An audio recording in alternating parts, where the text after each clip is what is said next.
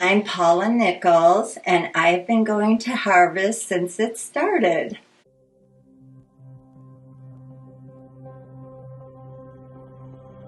It started out in February of 2020. I was lying in the parking lot of this apartment building in excruciating pain because my hip was dislocated. And I was lying there for a while because I couldn't reach my phone, and Steve wasn't home. There was nobody around, but I couldn't move. I mean, when you dislocate your hip, it's tough. So then by the time somebody showed up, they called an ambulance.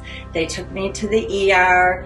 They put my hip, they popped it back in, and I was on my way. And then it happened again.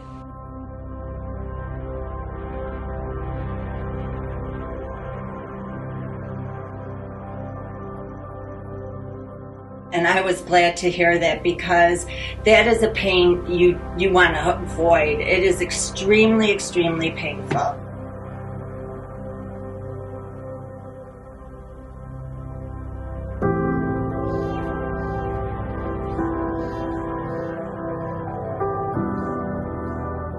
She didn't understand the virus, and she was so lonely and depressed.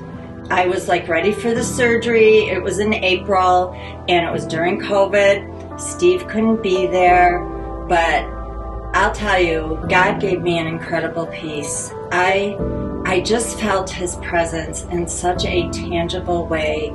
I mean, I was not worried. I was not anxious. I just felt like that verse about He will exceedingly do more than we ask. That was because I never prayed for a Christian nurse, and He exceedingly blessed me. And then I healed well, and I've been fine ever since, so it's almost been a year.